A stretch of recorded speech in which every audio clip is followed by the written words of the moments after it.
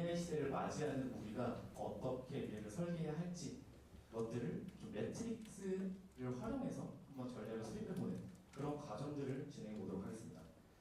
네, 목차는 다음과 같고요. 먼저 첫 번째 매트릭스 프레임워크가 무엇인지 한번 설명해 보겠습니다. 저는 데이터 분석이란 결국에는 그 의사결정을 위한 도구라고 생각을 하고 회사 관점에서 보면 이 한정된 자원을 어디에 집중할지 그리고 그 판단을 도울 수 있어야 한다고 생각합니다. 그래서 뭐 수천 가지의 이제 데이터들의 여러 가지 뭐 포인트들이 있겠죠. 근데 다만 그것보다도 단 하나의 이 명확한 방향성을 비즈니스에서 설정하는 것이 가장 중요하다고 생각을 하는데, 그러려면 저는 이 세 가지가 필요하다고 생각을 합니다. 첫 번째는 진짜 이 임팩트가 가진 핵심만 발라낼 수 있는 것이 중요하고, 두 번째는 지금 해야 할 일들을 이제 정하고 그것들을 우선순위에 맞게 확립해야 한다라는 점이 필요할 겁니다. 세 번째는 복잡한 비즈니스 문제들을 단순화해서 이것들을 실행 가능하도록 그런 조직의 속도를 높이는 것이 중요하다고 생각을 하고, 이 세 가지를 가장 효과적으로 해낼 수 있는 방법이 제가 이제 오늘 공유드릴 매트릭스 프레임워크다라고 말씀드릴 수 있을 것 같아요. 그래서 이 매트릭스 프레임워크는 한마디로 이 방대한 데이터를 이 핵심 기준으로 압축해서 전략적 의사결정을 가시화하는 도구라고 생각하시면 되는데, 이 매트릭스는 크게 세 가지를 할 수 있어야 됩니다. 첫 번째는 여러 지표들 중에서 가장 핵심이 되는 이 지표들을 먼저 잘 정의할 수 있어야 되고, 그리고 두 번째는 우리가 지금 어떤 위치에 있는지 그리고 어디로 이동해야 하는지에 대한 방향을 제시할 수 있어야 돼요. 마지막으로는 그 각 세그먼트 단위로 차별화된 액션들을 도출해서 이 실행 전략들을 제시할 수 있어야 합니다. 그러려면 이 매트릭스를 구분짓는 기준을 몇 개로 설정을 해야 할까라고 생각을 해보면, 먼저 뭐 여러 가지가 있겠죠. 근데 이제 1차원에 해당하는 매트릭스 같은 경우는 단순히 좋다 나쁘다를 보는 이제 선형성으로 나타낼 수밖에 없기 때문에 직관적이고 뭐 한눈에 보기에는 좋을진 몰라도 이 복잡한 맥락이 가득한 이제 비즈니스 생태계에서는 너무 단순화되기 때문에 데이터가 뭐 중간에 몰려가지고 우리가 해석하기 어렵거나 그런 착시들을 유발할 수 있는 왜곡적인 현상이 발생할 수 있습니다. 반대로 3차원 이상의 여러 가지 이제 복잡한 차원으로 가게 되면 가장 어떻게 보면 정확도 높고 뭐 정교한 모델링이 가능하겠지만 실제 사람이 한 번에 인식하기 어렵고, 그리고 이해관계자들과도 소통하기가 어렵습니다. 그래서 사실상 좀 해석이 좀 어려운 부분들이 있어서 그것보다는 의사결정을 가장 명확하게 하고 그 조직과 그리고 조직과 원활하게 소통하게 하기 위해서는 이 2차원에 해당하는 매트릭스 구조가 가장 효율적이라고 저는 생각을 합니다. 그래서 두 핵심 변수로 세그먼트를 정의해서 기회들을 발견하고 각 사업별로 이 액션을 도출할 수 있다는 점에서 가장 강점이 있다고 저는 생각을 하고, 다만 뭐 다른 것들과 마찬가지로 두 개의 이런 핵심들을 잘못 세우면 결론이 왜곡될 수 있다는 점만 좀 주의해서 매트릭스를 구성하시면 좋은 효율성을 보여주지 않을까라고 생각을 하고요. 그래서 이 매트릭스 사례 중에서 가장 유명한 사례들을 한번 간단하게 다뤄볼게요. 그래서 가장 유명한 사례가 이 보스턴 컨설팅 그룹의 BCG 매트릭스이죠. 그래서 한정된 자원의 전략적 분배와 이 사업 평가를 보여주는 대표적인 매트릭스입니다. 그래서 두 축은 시장 성장률과 점유율로 이루어져 있고, 그 안에서 각 4분면이 나눠지게 되는데, 먼저 1사분면을 살펴보면 이 스타 영역, 그러니까 점유율과 성장률이 모두 높아서 유망 사업이기 때문에 투자를 늘려서 성장을 하는 그런 것들이 좀 유효한 시장이 될 것 같고, 이 2사분면 같은 경우에서는 이제 퀘스천 마크라고 이제 정의를 하게 되는데, 성장률은 높지만 점유율이 낮은 신사업입니다. 그래서 전망은 좋지만 아직 시장 개척이 안 됐기 때문에 스타로 클 수도, 그러니까 1사분면으로 갈 수도 3사분면으로 갈 수도 있는 그런 어떤 시장성을 가지고 있어서 신중한 투자가 필요한 부분이고요. 그리고 3, 4분면 같은 경우에서는 아무래도 점유율과 성장성이 모두 낮으니까 철수를 검토해야 되는 시장일 수 있습니다. 그리고 4사 보면은 여러분들이 흔히 알고 있는 이러한 캐시카우, 이 수익 사업인데 점유율은 보통 높지만 성장률 자체는 어느 정도 정체 구간에 접어들었기 때문에 사실 투자를 막 하기보다는 투자를 좀 줄이고 현금 흐름을 최대한 뽑아내는 것이 유효한 어떤 전략이 될 수 있는 부분입니다. 그래서 이처럼 이제 같은 사업에서도 이 칸에 어디에 위치했는가에 따라서 우리가 추구해야 하는 전략이 좀 달라진다라는 특징이 있고요. 뭐 한 가지 더 한번 살펴보면 이 리스크 리턴 매트릭스를 볼 수 있는데 아까 BCG가 기존 사업을 평가했다면 이 해당 매트릭스는 신규 기회에 대한 평가입니다. 그래서 원리는 똑같아요. 그 예상 수익과 리스크를 두 가지 축으로 각 4분면을 구분을 했고 그에 따라서 이 기회 영역들을 평가를 합니다. 첫 번째는 고위험 고수익 부분은 당연히 이제 단계적 투자와 손절 기준을 명확하게 설정하는 것이 중요하다는 것을 알 수 있고 그리고 저위험 고수익에 해당하는 부분에서는 분석보다는 오히려 실행 속도를 더 빠르게 가져가는 것이 유효한 전략이 될 수 있습니다. 그리고 세 번째는 경영진의 이제 의사결정 저위험 저수익이기 때문에 뭔가 경영진이 수입해서 두고 이제 의사결정을 깊게 관여하는 것이 아니라 오히려 이제 현장에 좀 위임을 하면서 이 사업에 대한 포트폴리오를 가져가는 형태로 관리하는 수준으로 진행하는 게 나을 수도 있고요. 그리고 마지막 4사분면 같은 경우에는 고위험 저수익에 해당하는 곳이기 때문에 이미 진행을 하고 있다면 이 매몰 비용은 있고 추구 전략을 어떻게 세워야 되는지가 중요한 영역이 될 수 있습니다. 네, 그래서 앞에 여러 가지 사례들을 다뤄봤는데 그럼 이 매트릭스가 작동을 하려면 어떻게 해야 될까라고 질문을 하게 되면 먼저 가장 결정적인 조건이 하나 있습니다. 그 두 축을 설정하는 데 있어서 그 두 축이 서로 독립적이어야 한다는 조건이 하나 있는데 이 왼쪽 이 실패 사례를 살펴보면 이 가격과 품질로 두 축을 한번 적어봤어요. 그리고 품질이 좋으면 가격이 높은 확률이 높다라고 가정을 한번 해봅시다. 근데 이제 두 변수의 상관성이 높다 보니까 보시는 것처럼 이 데이터가 선형적으로 이 대각선으로 이제 분포를 하고 있죠. 그러다 보니까 이 4분면에 가지고 있는 의미가 나눠지지가 않습니다. 반면에 오른쪽에 이 매트릭스를 보게 되면 독립적인 변수 X와 Y축으로 구성이 되었기 때문에 각 4분면에 고르게 데이터들이 분포하게 되면서 우리가 어떤 식으로 이 시장들을 평가해야 되는지를 좀 더 의미가 명확하게 살아난다라고 볼 수 있고 그래서 이 두 축을 설정하는 데 있어서는 비즈니스를 잘 설명하면서도 서로 독립적인 축을 변수로 설정할 수 있어야 합니다. 그래서 이 매트릭스를 설계하는 방법은 크게 3단계로 구성이 된다라고 볼 수 있는데 먼저 첫 번째는 앞서 말씀드렸던 것처럼 이 독립적인 두 축을 정의하는 게 중요하고 그리고 두 번째는 단순함을 유지해야 합니다. 이 완벽한 측정보다는 이 한눈에 판단되는 직관적 배치가 중요하다는 건데 이게 무슨 말이냐면 이 차원이 좋은 이유가 사실 효율적이면서 단순하다는 특성들이 존재하기 때문인데 이 핵심만 선별해서 누구나 봤을 때도 한눈에 판단 가능하도록 배치하는 것이 중요합니다. 마지막 세 번째는 액션을 도출할 수 있어야 합니다.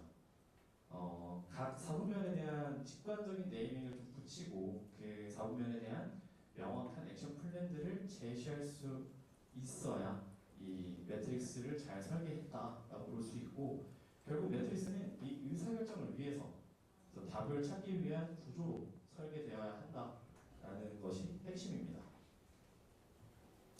정리하면 매트릭스는 복잡한 문제를 단순화하는 전략적인 지도라고 할 수 있어요. 그래서 한정된 자원을 가장 효과적으로 의사결정하는 이제 프레임워크이고 가장 이펙트 있는 타겟을 즉각적으로 찾아내고 어디에 집중할 건지를 판단하는 도구라고 보시면 됩니다. 네, 그래서 지금부터 제가 실무에서 이 매트릭스를 직접 활용해서 고객 세그먼트를 분석했던 사례들을 좀 공유 드려볼게요. 네, 첫 번째는 이 세그먼트 분류를 통해서 문제의 타겟을 정의하고 액션 방안을 수립했었던 경험에 대해 말씀드려보겠습니다.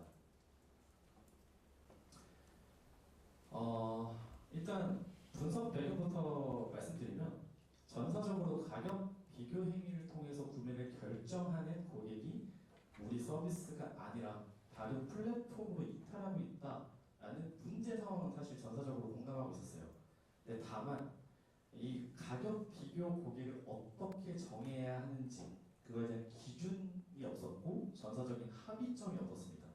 그래서 저는 이 문제들을 어쨌든 해결하기 위해서 먼저 가격 비교를 통해 구매를 결정하는 고객들을 정의하고자 했고요. 그 과정에서 이 매트릭스 구조를 활용해서 적용을 해보았습니다.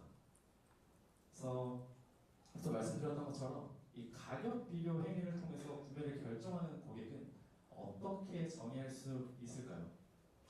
네, 가설적으로 저는 자주 방문을 하는데 구매하지 않는 고객이라는 특성을 지니지 않을까라고 생각을 했어요. 그래서 비교 후 이제 구매를 결정하다가 비교를 하면서 여러 가지 플랫폼들의 가격을 보고 그 안에서 이제 비교를 하겠죠. 그러고 나서 구매를 결정하다 보니까 가격 경쟁력이 없다면 우리 플랫폼을 이용하지 않고 이제 다른 경쟁사를 이용을 한다라고 생각을 했고 그래서 이런 현상들을 보기 위해서 방문 대비해서 구매 전환이 되는지를 봤어요. 그래서 그 지표들을 가지고 살펴보았을 때 구매 전환율에 따라서 고객 가치가 어떻게 되는지를 이제 보시는 것처럼 이제 측정을 해봤고 그랬더니 이제 특정 기점으로 해가지고 그 ARPPU 그러니까 인당 구매 가치가 급격하게 증가하는 이런 변화되는 지점들을 포착할 수 있었습니다. 그래서 참고로 이 수치는 제가 대비성일 수 있을 것 같아서 이제 N%로 표기를 했는데 어쨌든 이 0%부터 N% 구간에 해당하는 구간에서는 이제 인당 구매 가치 자체가 좀 정체되는 흐름을 보이다가 그 이후에 N%를 넘어가는 순간 명확하게 증가하는 것들을 확인할 수가 있었고 이 변곡점인 N%를 기준으로 해서 이제 높고 낮음을 설정을 하게 되었습니다. 그래서 이 방문 대비 구매 전환율을 Y축으로 제가 이제 설정을 했고 두 번째로는 가격 비교 행위를 통해서 구매를 결정하는 고객의 정의에서 가격 비교란 무엇인가 라고 생각을 했고 결국 그거는 이 할인을 통해서 구매를 많이 하는 행동이지 않을까라는 좀 가설을 세우고 접근을 해봤어요. 그래서 이 할인 구매 비중이라는 지표들을 가지고 아까 저희가 Y축으로 설정했었던 이 방문 대비 구매 전환율에 따라서 높은 집단과 낮은 집단으로 구분해서 이 할인 구매 비중이라는 지표들을 확인해봤어요. 그래서 결과를 살펴보면 이 오른쪽의 구매 전환율이 높은 집단에서는 이 할인에 따른 어떤 유저의 행동 차이가 크게 나타나지 않는 것을 확인할 수 있었고 구매 전환율이 낮은 집단에서는 그 할인 구매 비중이 양극화되는 특징이 있다는 것을 볼 수가 있습니다. 그래서 아예 할인을 안 하는 이 단발성의 구매층과 그리고 할인만을 위주로 구매하는 그러니까 할인 혜택을 받아야지만 구매하는 구매층으로 좀 갈라진다는 것을 좀 행동적으로 알 수 있었고 즉 이 할인 구매 비중이 고객군을 명확히 구분하고 있다는 점을 토대로 이 할인 구매 비중을 X축으로 설정을 한 거죠. 그래서 저는 이제 Y축을 방문 대비 구매 전환율 그리고 X축을 할인 구매 비중이라는 기준을 축을 설정해서 세그먼트를 분리해 보았고 다음과 같이 정의를 해보았습니다.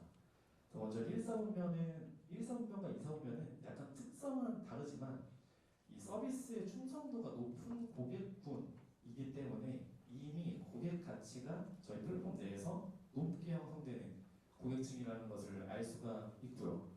그리고 3, 4분면에 해당하는 고객층들은 상대적으로 고객 가치가 낮은 고객군이라고 알 수 있었습니다. 그래서 이 중에서 이 방문 대비 구매 전환율은 낮은데 할인 구매 비중이 높은 고객군인 이 4, 3분면에 해당하는 고객들이 저희가 그 정의하고 싶었던 가격 비교 고객군이다라고 정의를 해보았고요. 그래서 이 가격 비교 고객들이 가격 비교 행동들을 하고 할인 혜택에 집중적으로 반응을 하고 그리고 고객 가치가 낮은 구매층이면서 가격 민감도가 높은 고객이기 때문에 이 타임 세일이라든지 이러한 형태들의 어떤 액션들이 실제로 강력하게 워킹할 수 있겠다라는 전략들을 좀 도출했었고 결론적으로는 이 가격 비교 고객들을 정의하고 이들을 충성 고객으로 전환시키는 것이 핵심 과제라는 것들을 좀 도출해 볼 수 있었습니다. 그래서 이 경쟁사 대비해서 저희가 우위를 점유하기 위한 목적으로 이 가격 비교 고객군을 대상으로 문제를 접근해 보았을 때 어떤 목표를 잡아야 이 문제를 해결해 볼 수 있을까라는 질문을 좀 해볼 수 있을 것 같아요. 그래서 저희는 그래서 이 가격 비교 고객을 잡으려면 어떤 목표가 필요할까라고 생각을 해봤을 때 실제로 이 가격 비교곤에서 충성 고객으로 전환된 고객 집단을 좀 추적해 봤습니다. 그래서 그랬을 때 그 해당 고객분들은 인당 구매 건수가 어느 시점을 도달한 이후에 이 충성 고객군으로 전환될 확률이 높다는 것을 저희가 내부적으로 확인할 수가 있었고, 즉 단발성의 할인이 아니라 플랫폼 내에서 N회 이상 누적된 거래를 발생시키는 것이 가장 중요한 포인트다. 그래서 결과적으로는 저 N건이라는 목표를 좀 설정을 하고 저 거래를 쌓는 것을 목표로 해서 진행을 했을 때 비교만 하던 고객이 이제 우리 서비스에 로열티를 갖는 고객으로 전환되는 그런 패턴들을 가지고 있다라는 측면으로 이제 액션의 어떤 구체적인 플랜 방향을 설정하게 되었고, 추가적으로 그렇다면 이 가격 비교 고객군을 이제 구매 전환율이 높은 집단으로 변화시킨다라고 했을 때 실제 비즈니스의 임팩트가 어느 정도 될지를 같이 측정해 봐야겠죠. 그래서 가격 비교 고객과 충성 고객의 인당 고객 가치를 살펴보면 약 5배가 난다라고 가정을 한번 해볼게요. 그래서 뭐 예를 들어서 이 가격 비교 고객군의 인당 그 구매 가치가 고객 가치가 뭐 1,000원이다라고 가정을 해보고, 그리고 충성 고객의 인당 가치가 5,000원이라고 할 때 이 가격 비교군이 충성 고객으로 전환된다라고 하면은 4,000원 정도가 늘어나는 거겠죠. 기존 1,000원에서 5,000원으로 올라가니까. 그래서 이러한 상태에서 다시 이를 가격 비교 고객군에서 이 충성 고객으로 전환될 수 있는 유저 수를 또 산출을 해봐야 되고요. 그게 만약에 100명 중에 뭐 50명이다 라고 하면은 그 50명에서 늘어난 이 유저 수에 저 4,000원만큼의 늘어난 인당 가치를 곱해서 산출하게 되면 실제 우리가 발생시키는 매출 증가분을 계산할 수가 있을 겁니다. 그래서 당시에는 거의 수백억 원 규모의 매출 증가분이 발생할 수 있다라는 결론을 도달했었고, 현재 매출의 이 전환 효과를 더했을 때 인당 고객 가치가 변화된 만큼 이제 매출 상승분이 명확하게 존재하기 때문에 충분히 의미 있는 비즈니스 임팩트가 있다라고 판단을 했습니다. 그래서 결과적으로는 이를 기반으로 실제 그 의사결정권자에게 이 가격 비교 고객군에 대한 문제를 해결하는 것이 비즈니스적으로 얼마나 임팩트가 있는 건지 제시를 하고 그에 따라 전략을 새롭게 수립할 수 있는 그런 경험들을 가지게 되었습니다.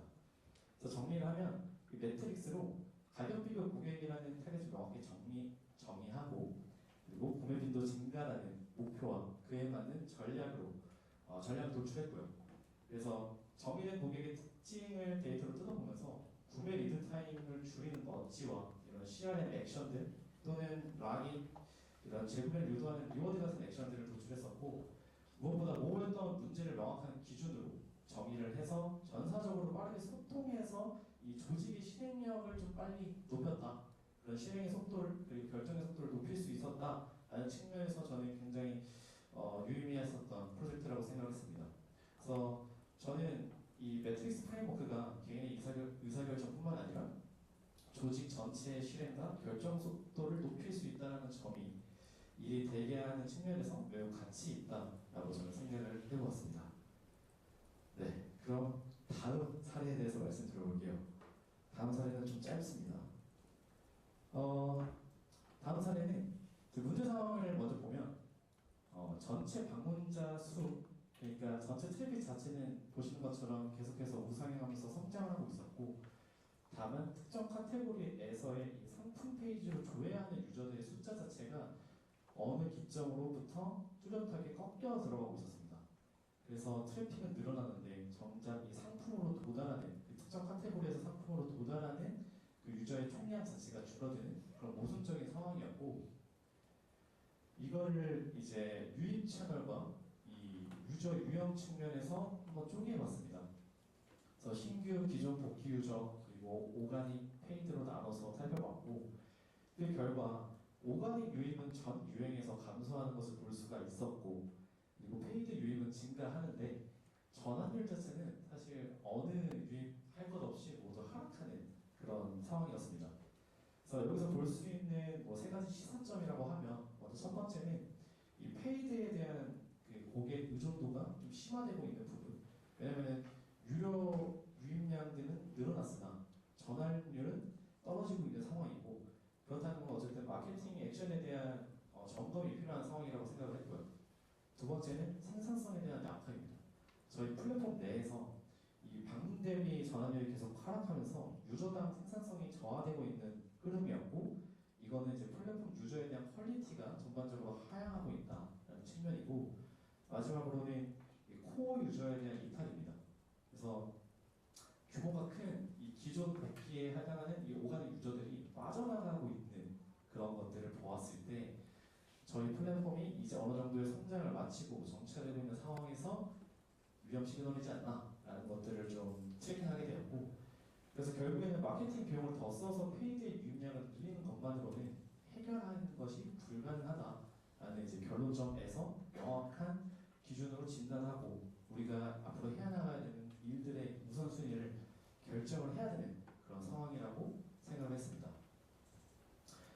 그래서 두 가지 기준을 설정을 해보았는데요.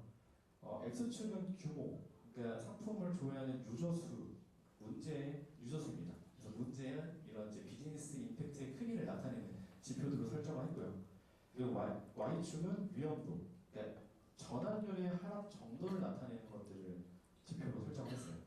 탐색 이 생산성 자체가 전년 대비 하락하는 임계점을 살펴봤고, 그래서 이제 플랫폼 유형, 그리고 유저 유형, 유입 채널들에 대한 이 전년 대비 YY 기준에 섰을 때 이제 변화를 기준점으로 해서 높고 낮음으로 분류를 했고, 그 안에 이제 이 프레임을 올려두었습니다. 그래서 보시면 이 위험도와 규모를 기준으로 각 고객군을 매핑하고 이 상품별로 이제 원인을 추정해 보았을 때, 먼저 첫 번째 1사분면부터 살펴보면 이 복귀 오가닉에 해당하는 고객분들은 위험도와 이 규모가 모두 큰 영역이라서 아무래도 서비스 개편으로 인한 이 정보 탐색이 좀 혼란의 원인이라고 저희는 판단하고 있었고, 그리고 2사분면에 해당하는 이 신규 복귀 페이드 고객분은 이 위험도는 높지만 규모가 작은 영역이었고요. 하지만 이들은 이제 광고로 유입되었지만 기대한 상품들이나 이런 키워드를 찾지 못해서 이탈하지 않았을까라는 이제 추정을 해봤습니다. 그리고 이제 3, 4분면은 기존 페이드와 신규 오가닉에 해당하는 고객분인데, 이들은 비교적 명확한 목적을 가지고 유입돼서 외부 환경 변화에는 조금 둔감하지 않을까? 그래서 좀 하락세가 좀 더딘 부분이라고 저는 이제 생각을 하고 있었고, 4, 4분면 같은 경우에서는 이제 기존 오가닉 이 부분은 이제 규모는 크지만 위험도는 상대적으로 낮은 영역이라고 볼 수 있는데, 너무 많은 카테고리의 확장으로 인해서 뭔가 정보 탐색에 대한 불편함이 좀 있지 않았을까 고객단에서 라고 좀 추정을 해볼 수 있었습니다. 결론적으로는 이 규모가 큰 고객군에 대한 이 사용성을 개선하는 동시에 이 전환율 하락하는 문제에 대한 병목을 좀 해소해야 되는 이 두 가지 방향성이 존재한다라고 생각을 했고요. 그래서 정리하면 이 문제를 식별하고 매트릭스 프레임워크로 우선순위와 이 액션들을 도출해 보았는데, 이 전체 트래픽 증가 대비 특정 카테고리의 이 조회수가 지속적으로 하락하고 있다는 이 문제를 최초에 식별했고요. 그리고 규모와 이 위험도라는 두 축으로 유저 이 유입 기반의 매트릭스를 설계해서 문제 타겟을 정의해 보았습니다. 그리고 그 결과 이 첫 번째로는 규모가 큰 기존 복귀 오가닉 유저들의 이탈과, 두 번째로는 이 전환율 하락에 대한 리스크가 가장 큰 페이드 유저가 이 문제에서 가장 시급도가 높은 문제점이라고 저희가 도출해서 이 두 가지에 대한 대응 방안이 필요하다라고 우선순위를 좀 설정해 보았습니다. 그래서 사례 1과 마찬가지로 복잡한 문제의 상황을 단순한 이제 의사결정 구조화해서 전사적인 좀 공감을 이끌어낼 수 있었던 경험이었다라고 말씀드릴 수 있을 것 같습니다. 네. 그래서 한 30분 정도 지났는데, 제가 이제 이 강연을 마무리하면서 마지막에 프레임워크를 가지고 AI 시대에 맞는 질문을 어떻게 구성해 볼까라는 걸 한번 고민해 봤습니다. 그래서 AI 시대에 우리는 어떻게 일해야 할까라는 좀 질문들을 던져보도록 하겠습니다. 이제 많은 분들이 느끼시겠지만 AI가 사실 모든 걸 저보다 나보다 빠르게 처리하는 시대가 온 것 같아요. 그래서 취업을 준비하시는 분들이나 혹은 실무자분들, 시니어분들까지도 다들 한 번쯤 이 AI 시대에서 내가 어떤 식으로 일해야 되는가라는 것들을 한번 고민을 해보셨을 것 같아요. 저는 회사에서 AI 전략을 경험하고 있는데 그 관점에서 봐도 결론은 이런 것 같아요. 단순히 AI를 어떻게 쓰는가라는 방법론이 아니라 우리는 무엇을 해결할 것인가에 좀 초점을 맞춰서 집중을 해야 되지 않을까라고 생각을 하고 이 단순히 툴을 다루는 기술적인 숙련도도 물론 중요하다고 생각합니다. 근데 다만 이 비즈니스 맥락에서 문제를 바라보고 이런 문제를 해결하고 정의하는 이 사고력 자체가 앞으로는 더 유능하고 일을 잘한다라는 정의에 더 부합하는 기준이 될 것 같아요. 그래서 이 AI가 더 빠르게 더 잘 일들을 해내겠지만 결국 무엇을 해야 할지는 본인이 결정해야 되고 그 영역은 아직 저희 몫이라고 저는 생각을 합니다. 그래서 저희가 다뤘었던 이 매트릭스를 기준으로 문제정의 역량과 AI 활용 이 성숙도에 따라서 한번 두 가지 축을 나눠서 구분해봤어요. 그래서 내가 여기 중에 어디에 속하는지를 한번 보시면서 들어주시면 좋을 것 같습니다. 먼저 1사분면은 제가 네이밍을 그냥 임의로 지었는데 설계자라고 저는 지었습니다. 그래서 AI를 전략적인 파트너로 활용하면서 비즈니스 문제들을 정의하고 분석에 활용해서 설계하는 유형이라고 저는 정의를 했어요. 그래서 맥락을 이해하기 때문에 이들은 이제 대체 불가능한 임팩트를 전 창출한다고 생각했습니다. 그래서 이들의 어떤 문제적인 능력과 AI 사용 능력을 모두 갖추고 있는 이 집단이라고 생각을 했고 그들이 결국은 이 시대에 가장 필요한 핵심 인력이지 않을까라고 생각을 해봤습니다. 그럼 옆으로 넘어가서 2사분면 저는 전문가라고 정의를 했는데 이들은 깊은 통찰력을 가지고 있어요. 그리고 도메인 지식들도 충분합니다. 근데 다만 AI를 활용에 있어서는 아직은 좀 소극적인 유형이 될 것 같아요. 그래서 아무래도 AI를 잘 활용하는 저 1사분면에 해당하는 분들보다는 이 속도나 확장성 측면에서는 조금의 한계점은 존재할 수 있다라고 생각을 하는데 하지만 저는 이분들은 AI만 장착하면 바로 넘어갈 수 있는 저 1사분면의 핵심 인재로 넘어갈 수 있는 그런 가능성을 가진 굉장히 가치 있는 분들이라고 저는 생각합니다. 그리고 4사분면 먼저 가볼게요. 4사분면은 전 효율가라고 정의해봤는데 이 AI 도구는 좀 능숙하게 다루지만 어떻게 보면 외에 대한 고민들이 더 많이 필요한 그런 것들이 더 필요한 유형이지 않을까라고 생각을 해봤어요. 그래서 빠르게 결과물을 내지만 이걸 비즈니스 가치로 어떻게 연결시켜야 하는 그 핵심 질문들을 던지는 게 조금 더 개발해야 되는 분들이지 않을까라고 생각을 했고 다만 솔직히 말씀드리면 저는 아직 이 AI를 잘 쓰면서 비즈니스 맥락까지 연결시켜서 하는 사례들을 많이 못 본 것 같아요. 물론 이제 제가 지닌 이제 네트워크 풀 내에서의 한계점이겠지만 그런 분들이 있다면 저는 너무 배우고 싶고 네 어쨌든 그렇기 때문에 저는 여러분들이 이제 AI 기술에 대한 여러 가지 포모들을 느낄 필요는 아직 없지 않나라고 생각을 하고 오히려 저희가 어떤 거에 집중해야 될지를 다시 한번 정하시는 게 좋을 것 같다는 생각이 들었습니다. 그리고 마지막으로 저 3사분면은 단순 실행자라고 저는 정의했어요. 이거는 이제 뭐 데이터 분석이라는 직무를 떠나서 뭔가 반복적인 업무들, 반복적인 패턴을 가진 업무들을 하시는 그런 분들이라고 정의를 해봤는데 저는 AI가 가장 먼저 그리고 가장 완벽하게 대체할 수 있는 유형이 되지 않을까라고 생각을 합니다. 그래서 저는 만약에 이제 이런 형태의 유형들이 속하고 있다고 하면 가장 먼저 이것들을 좀 위험 시그널로 받아들이고 2사분면이나 4사분면으로 넘어갈 준비들을 해야 되지 않을까라는 생각을 하고 있습니다. 그리고 또 여러분들이 저의 유형이 무엇이냐라고 여쭤보신다고 하면 저는 3에 가까운 2 같아요. 그래서 뭔가 아직 AI를 잘 쓰지 못합니다. 하지만 나름대로의 그 문제 정의에 대한 사고력을 키우려고 노력을 많이 해요. 그래서 이 방향으로 가고 있는 3이 될 수도 있고 2의 밑바닥이 될 수도 있을 것 같아요. 그래서 아무튼 그렇게 한번 생각을 해봤습니다. 그래서 제가 마지막으로 드리고 싶은 말씀은 AI는 주어진 틀에서 빠르고 정확하게 답을 채워줍니다. 하지만 이제 어떤 기준으로 문제를 바라볼지 그리고 그 축을 세우는 일은 스스로 결정하지는 못하는 것 같아요. 그래서 이 보시는 이 4분면의 이 축을 세우는 것은 아직까지 계속해서 여러분들의 몫이라고 저는 생각을 합니다. 그래서 저는 이 강연을 준비하면서 AI를 어떻게 쓰는가에 대한 사실 내용을 다뤄볼까도 생각을 해봤는데 그거에 대한 이야기는 너무 많을 거라고 이미 생각을 했었고 그래서 오히려 저는 문제 정의에 대한 이야기를 한 번 더 다뤄보고자 했습니다. 그래서 AI를 아무리 잘 써도 무엇을 풀지 정하고 축을 세우는 건 사람의 일이라고 저는 생각을 하고 문제만 잘 정의한다면 그 안은 AI가 굉장히 빠르게 잘 채워줄 거라고 생각을 합니다.